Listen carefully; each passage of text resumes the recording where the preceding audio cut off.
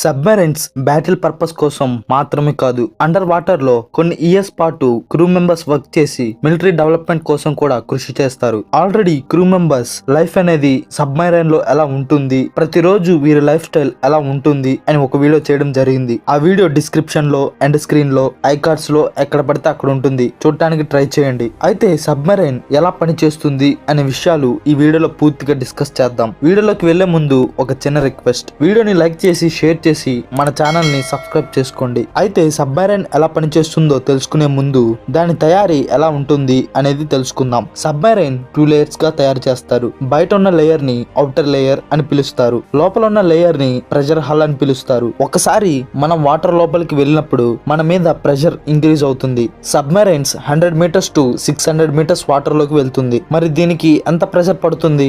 భూమి మీదతో కంపేర్ చేస్తే వాటర్ లో 60 టైమ్స్ ఎక్కువ ప్రెషర్ సబ్మెరైన్ మీద పడుతుంది. మరి అంత ప్రెషర్ ని తట్టుకోవాలంటే అది పాసిబుల్ అవ్వదు. స్పెషల్ గా దీనిని నిర్మించాల్సి ఉంటుంది. సో అందుకని స్టీల్ అండ్ టైటానియం తో ఈ 2 లేయర్స్ ని నిర్మిస్తారు. ఇవి ఎంత ప్రెషర్ పడినా గానీ తట్టుకుంటాయి. అందుకని వీటితో నిర్మిస్తారు. ఈ 2 లేయర్స్ తో కలిసి ట్యాంక్స్ అనేవి ఉంటాయి. వీటిని బలాస్క్ ట్యాంక్స్ అంటారు. ఈ బలాస్క్ ట్యాంక్స్ సబ్మెరైన్ కి చాలా ఇంపార్టెంట్. సబ్మెరైన్ ని 2 ముక్కలుగా కట్ చేసి దాన్ని చూస్తే ఇలా కనపడుతుంది. ఇది ఔటర్ లేయర్ అండ్ ఇది inner layer are pressure hull అని పిలుస్తారు. అండ్ బలాస్క్ ట్యాంక్స్, ఈ బలాస్క్ ట్యాంక్స్ వల్ల submarine deep into the sea కి అండ్ డీప్ లో ఉన్న సబ్మెరైన్ సర్ఫేస్ మీదకి వస్తుంది. అది ఎలానో ఇప్పుడు మనం చూద్దాం. నెంబర్ 1, సబ్మర్జింగ్ అంటే డీప్ ఇంటూ ద సీ లోకి ఎలా వెళ్తుంది అనేది చూద్దాం. ఎప్పుడైతే సబ్మెరైన్ ని సీ లోకి తీసుకువెళ్లాలనుకుంటారో అప్పుడు బలాస్క్ ట్యాంక్స్ లోకి సీ వాటర్ ఫిల్ చేస్తారు. అప్పుడు బలాస్క్ ట్యాంక్స్ లోకి సీ వాటర్ ఫిల్ అయిపోతాయి. అప్పుడు సబ్మెరైన్ వెయిట్ అనేది పెరుగుతుంది అండ్ నెగిటివ్ బియాండ్ కలిగి ఉంటుంది. బియాండ్ అంటే తేలడం, నెగిటివ్ బియాండ్ అంటే తేలకపోవడం. నెగిటివ్ బియాండ్ వల్ల సబ్మెరైన్ వాటర్ లోకి సింక్ అవుతుంది. Number 2, surfacing. సింక్ అయిన సబ్మెరైన్ మళ్ళీ సర్ఫేస్ మీదకి ఎలా వస్తుందంటే సబ్మెరైన్ బలాస్క్ ట్యాంక్స్ లోకి కంప్రెస్డ్ ఎయిర్ ని పంప్ చేస్తుంది. అప్పుడు సబ్మెరైన్ వెయిట్ అనేది తగ్గిపోతుంది అండ్ పాజిటివ్ బియాండ్ కలిగి ఉంటుంది. ఇలాగా సబ్మెరైన్ అనేది పైకి తేలుతుంది. సో అది సబ్మర్జింగ్ and surfacing. Number 3, depth control. కొన్ని సబ్మెరైన్స్ ట్రిమ్ ట్యాంక్స్ ని యూజ్ చేస్తారు. ఇవి కూడా సేమ్ బలాస్క్ ట్యాంక్స్ లాగా ఉంటాయి. ఈ ట్రిమ్ ట్యాంక్స్ కలిగి ఉన్న సబ్మెరైన్స్ ఒక డెప్త్ లో మాత్రమే వెళ్తాయి. ఫుల్ గా సర్ఫేస్ మీద వెళ్ళవు లేదా పూర్తిగా సింక్ అయి వెళ్ళవు. ఒక డెప్త్ ని మెయింటైన్ చేసి ఆ డెప్త్ లోనే ఈ సబ్మెరైన్స్ వెళ్తాయి. సబ్మెరైన్ చివరి భాగంలో ప్రొపెల్లర్స్ ఉంటాయి. ఇవి వాటర్ ని బ్యాక్వర్డ్ పుష్ చేసి సబ్మెరైన్ ని ఫార్వర్డ్ కి మూవ్ అయ్యేలాగా చేస్తాయి. సబ్మెరైన్ అనేది వాటర్ లో మార్గాన్ని ఎలా ఫైండ్ చేస్తుంది? దీనికోసం స్పెషల్ గా GPS సిస్టమ్ ని యూజ్ చేస్తారు. ఇది జస్ట్ వాటర్ సర్ఫేస్ మీద మాత్రమే యూజ్ అవుతుంది.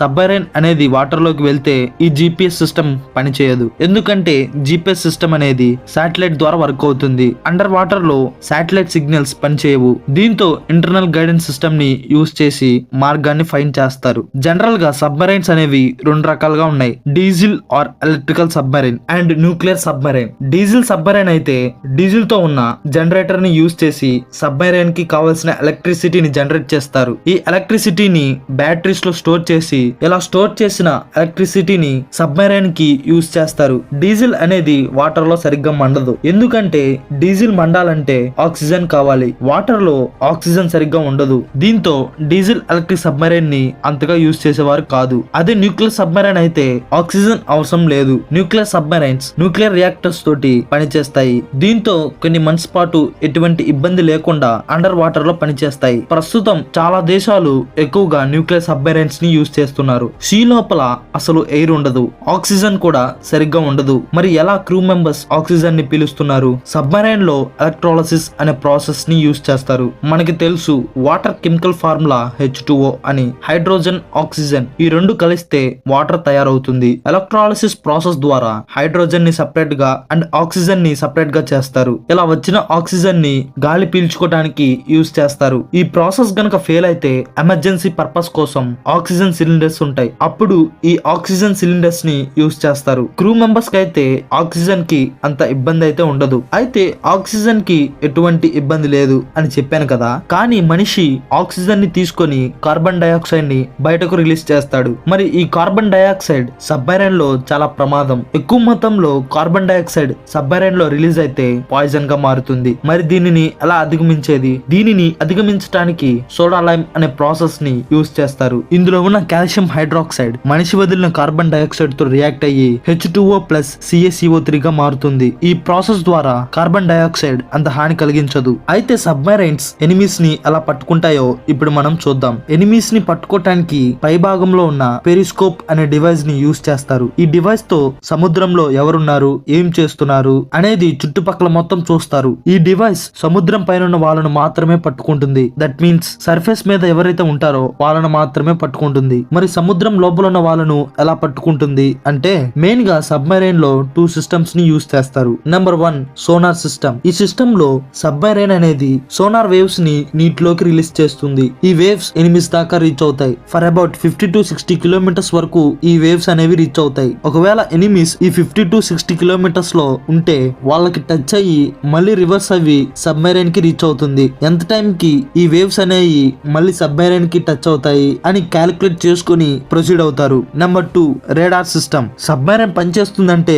ఖచ్చితంగా ఇంజిన్ ఉంటుంది. ఈ ఇంజిన్ సౌండ్ ప్రొడ్యూస్ చేస్తుంది. నియర్లీ అబౌట్ 110 డెసిబల్స్ వరకు ఈ సౌండ్ ఉంటుంది. సో సౌండ్ ని బేస్ చేసుకొని కూడా స్పాట్ ని కనుక్కుంటారు. సోనార్ వేవ్స్ అండ్ సౌండ్ ని బేస్ చేసుకొని ఎనిమి స్పాట్ ని కనుక్కుంటారు. వన్స్ టార్గెట్ ని డిటెక్ట్ చేసిన తర్వాత టార్పెడోస్ ని రిలీజ్ చేస్తారు. రిలీజ్ చేసి దాన్ని డిస్ట్రాయ్ చేస్తారు. టార్పెడోస్ ఎలా ఉంటాయి అనేది ఇప్పుడు చూద్దాం. నీటి మీద మిసైల్స్ ఎలా ఉంటాయో అలానే నీటి లోపల టార్పెడోస్ ఉంటాయి. టార్పెడోస్ కి 3 భాగాలు ఉన్నాయి. Number 1 propeller system. టార్పెడో వెనక భాగంలో ప్రొపెల్లర్స్ ఉంటాయి. ఇవి టార్పెడోని ముందుకు వెళ్ళడానికి యూజ్ అవుతుంది. నెక్స్ట్ టార్పెడోని కంట్రోల్ చేయడానికి గైడెన్స్ సిస్టమ్ ఉంటుంది. ఈ సిస్టమ్ ద్వారా టార్పెడో యొక్క స్పీడ్ ని, డైరెక్షన్ ని, డెప్త్ ని కంట్రోల్ చేయడానికి ఉపయోగపడుతుంది. ఎప్పుడైతే టార్పెడో టార్గెట్ చేస్తుందో ఎక్స్ప్లోజివ్ డివైస్ అనేది ఉంటుంది. టార్గెట్ రీచ్ అయిన వెంటనే ఎక్స్ప్లోడ్ అవుతుంది అండ్ టార్గెట్ ని డ్యామేజ్ చేస్తుంది. అయితే torpedoes nearly 80 kilometers per hour తో ట్రావెల్ చేస్తాయి. అంత ఫాస్ట్ గా ట్రావెల్ చేస్తాయి. అంత ఫాస్ట్ తో ఆ టార్గెట్ ని రీచ్ అవుతాయి అండ్ 40 కిలోమీటర్స్ దూరం వరకు వెళ్తాయి. వెళ్ళి